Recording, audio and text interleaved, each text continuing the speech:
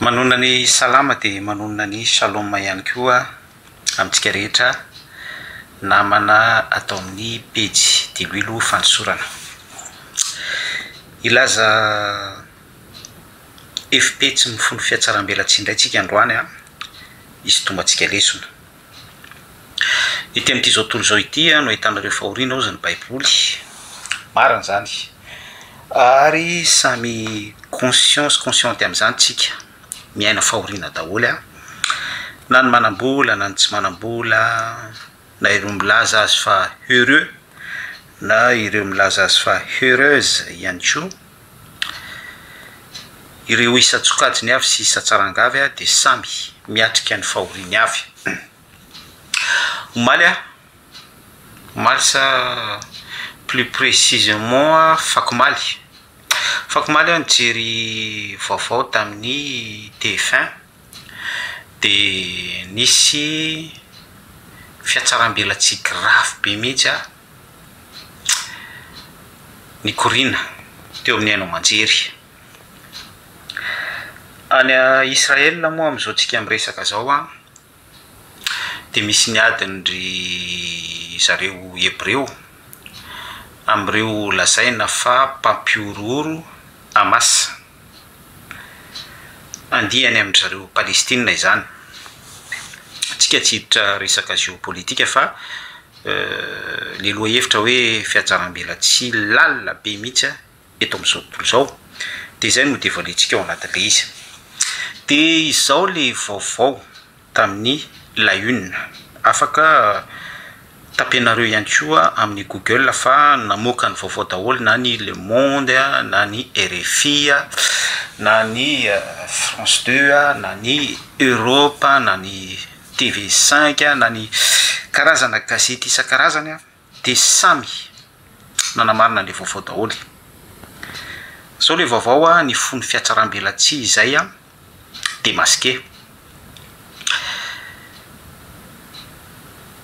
Tratran'ireo elite mpiady an-tanety israeliana tamin'ny faritra anankiray izay nanaovan'izy ireo ady an-tanety QG andry zareo firenena mikambana quartier général, zany hoe lapan'ny firenena mikambana ONU. dia tao ambanin'io QG io, tao ambanin'io lapa io inona ozanareo? Tao ambanin'io lapa io dia tsy inona fa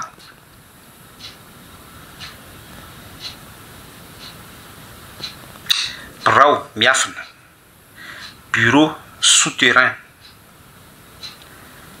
izay namafisin'ny andiatafika sy ny manam-boninahitra zay nanao ny découverte fa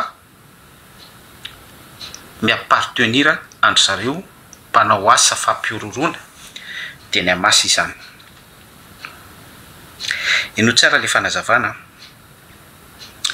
Quartier général ny ONU zany ny eo ambony. Ianao zany raha mijery amin'ny Google Maps, mijery amin'ny drone, mijery amin'ny faritra avy, faritra ambony, avy eo ambony zany, dia hoy ianao hoe tsy misy atahorana, tsy misy aiahina fa siège ny ONU aty amin'ny tany miady io.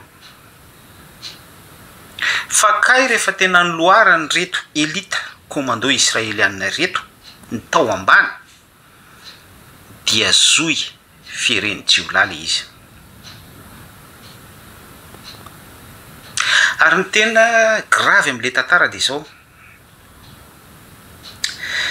ny alimentation rehetra, que ce soit zany fil mialimenter ny herinaratra courant na fil mialimenter ny tontolo numérique ohatrany hoe fibre optique, ny internet sy ny ohatran'izany, dia miainga vao amin'ilay lapan'ny firenena mikambana ao ambony, dia iny no mitoy makao amin'ilay bureau souterrain.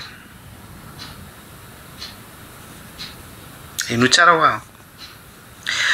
zany hoenina io zany nefa de fatatsika tsara fa nitariketran'izany ny firenena mikambana de hoe paix et sécurité. Zany ONU io zany dia tsy mankasitraka ny terrorisme.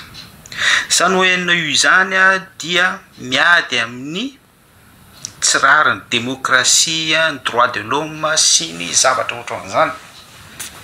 Fa eto misy découverte hoe io misy quartier général no ONU io de ao ambany ao foibe na asa fampiororona.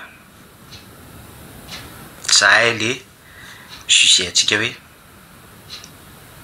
enjana be ny fiatsaram-belatsia eto amin'ity zao tontolo zao ity. Averiko tsara hoe tsika raha miresaka ONU io zany UNICEF e Banque mondiale, Fonds monétaire international sy ny sisa oia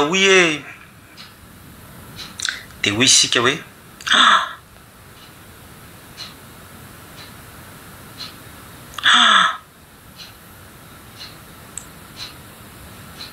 ainareo ny tiako ambara fa androany zany de apita zavatra amitsika hoe enjana tena enjana ilay fiatsaram-belatsia eto amin'izao tontolo zao. De rehefa navoaka andry zareo sampapitsikilovana demasika andry zareo sampapitsikilovana israeliana zany lay affaire hoe zone proof tiany preuve tiany sary nalaina vidéo mihitsy nalefa tamin'ilay una sy ny aina manjery isan-karazany. Afaka tapinareo ny Google fa mbola ao ny trace n'izany information zany. De rehefa ny demasika andry zareo hébreu état hébreu ilay fiatsaram-belatsia de au lieu de mitsotra ny marina ny ONU hoe d'accord ara fa nanao erreur izay. Excuse reo zao efa ela be zay no ny abandonné an'io toerana io efa tsy miappartenir anay itsony tsy propriétaire an'io toerana itsony izay sy ny sisa be da be. Donc zany tsy responsable izay hoe quartier général ny ONU io ny ambony de ny ao ambany bureau andreo mpampiorooro Hamas sy ny sisa be da be mifandraiky amin'izany. Enjana ho ale fiatsaram-belatsia eto amin'ity zao tontolo zao ity. Ina moa ny lesona azo tsoana amin'izany rehetrarehetra zany? Lesona azo tsoana amin'izany rehetrarehetra izany de tsotra be fotsiny. Io ONU io le lafitsika angatahantsika vola, angatahantsika fanampiana izay milelaka. Reo rehetrarehetra milelaka filoham-pirenena isan-karazany milelaka any mangataka infrastructure midradradratra droit de l'homme misigné accord international sy ny sisa be da be milelaka hoy aho. Reny be any mpiatsara velatsia io le lafinareo io.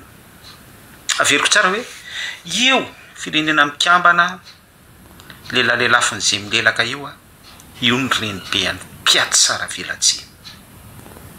Ary izay no manome kisary amin'izao tontolo zao hoe amin'izao vanim-potoana iresantsika izao de ilay reny be any mpiatsara velatsia ilay ambaran'ny baiboly hoe devoly rainy lainga rainy fiatsaram-belatsia.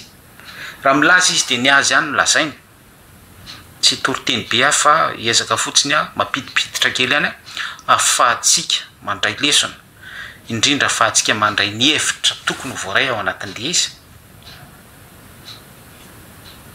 de ny mahagaga fa io mpiatsara velatsia sy rainy lainga io tiany olona mihitsy no milelaka azy io. Tiany olona no milelaka azy io.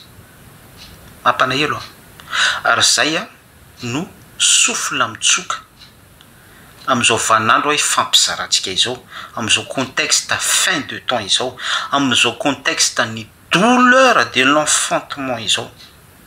Ary zay contexte hoe io misy mpiatsara velatsia manana ny tanjakany sy ny heriny rainlainga mpandainga mpiatsara velatsy le lafiny mpilelaka be dabe io izay a de ao anatin'ny contexte douleur de l'enfantement ihany ko velatra be zay sujet zay ka mampanahelo a de mampanahelo fa izay image zay a no miparitaka am'izao vanim-potoana ifampiresantsika sy ifampizarantsika izao ianao zany a milaza fahamarinana ho an'izay milaza mizara zavatra aratsoratra masina ohatra hoe ny pety zao a de hitanareo ny biographie hoe zay fantatray sy renay anao ambaranay nefa ny fanambaranay a tsy raisinareo tsisy miaina mihitsy tsisy miraraha mihitsy tsisy mpanao combien fa reny le mpiatsara velatsy milaza fampidera mamely tontondro de volony a miesquive de volony a mandaka de volony a manitsaka de volony a le lafin'ny olona be mihitsy reny ataon'ny olona j'aime be mihitsy reny Jesosy Kristy a nitondra ny famonjena izy teo amin'ny hazo fijaliana 4 taona lasa izay tsisy miraraha mihitsy zany famonjena noentiny teo amin'ny hazo fijaliana izany tsisy manao qu'est-ce qu'il y a tsisy mivaky loha nanolotra ny aina izy nandatsaka ny rana izy tsy miasa saina am'izany ny olona fa raha vao mahita clip na vidéo izy mon corps c'est mon entreprise le lafin'ny olona ohatra ny reninina ireny zany clip zany tonga de ao anatin'ny ataoko hoe 2 minitra fotsiny tonga de amanalinaliny j'aime amanalinaliny j'adore ny commentaire ao tonga de milelaka daholo zany zavatra fiainana sy fikiriny zao taranaka izao sy zao tontolo zao milelaka mpiatsara velatsy milelaka mpandainga milelaka ny démonie de volo rainlainga ka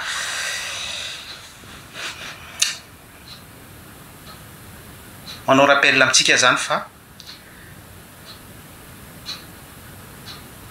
soyez prudente daholo ianao zany raha vao mahita lapalapa mitorehatra be ohatra hoe lapam-panjakana iavoloana tsy iavoloa ambotsiroatra na tsy ambotsiroatra na mega church na tsy mega church rehefa lapa zany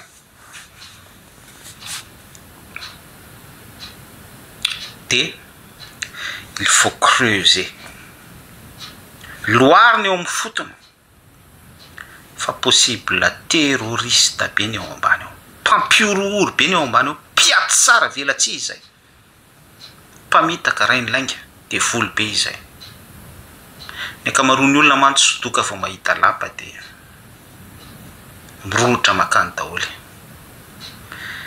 raha tsy diso isaky ny farany taona de sokafana ho an'ny be sy ny maro a ny lapam-panjakana ambotsiroatra exemple an'ray sokafa tsy manondra hoe ny lapam-panjakana ambotsiroatra de izay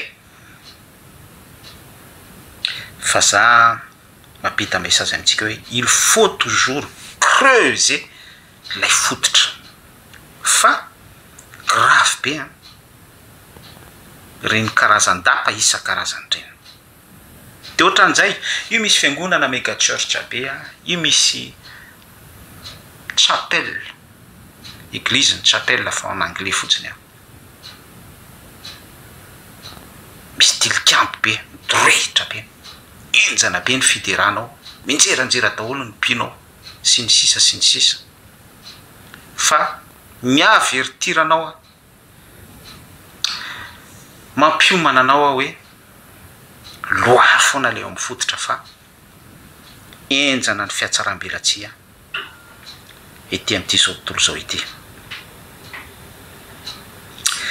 zay ny afatra fa mino fa misy zavatra positif voarainao anatin'izany mba ahafahanao a mibanjina foana ny famindranao hibanjinanao a ny tontolo ny fiainana mandrakizay vie éternelle sy anatsaranao ny fifandraisanao amin'ny Kristy Jesosy tsy manana pouvoir am'izay hoe manatsara fifandraisana izay isika fa Andriamanitra no miazona antsika ao anatin'izay de mila n'Andriamanitra isika mila ny herin'ny fanahy masina ny herin'ny filazontsara isika hiasa atao anatytsika ho fanatsarana an'izay relation izay relation intime ny resaka ao anatin'izay.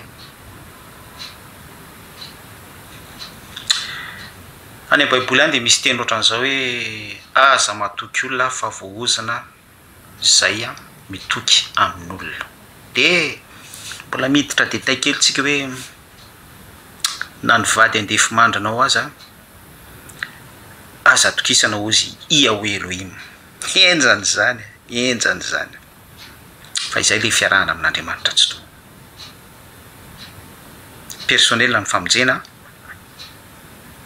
midira mivavahady ianareo fa malalaka ny lalana makany amin'ny fahaverezana mandrakizay fa ety sady tery kosa ny lalana makany an-danitra vie éternelle fiainana mandrakizay vitsy no mahita azy. Fa le lalana mikodana mamonjy lapa ny fiatsaram-belatsia malalaka be tsisy ohatr'izany autoroute miazakazaka ny daholo ny olona milelaka. Zay ny azoko ambara fa tainy tompo daholo grand shalom amintsika rehetra. Makasitraka.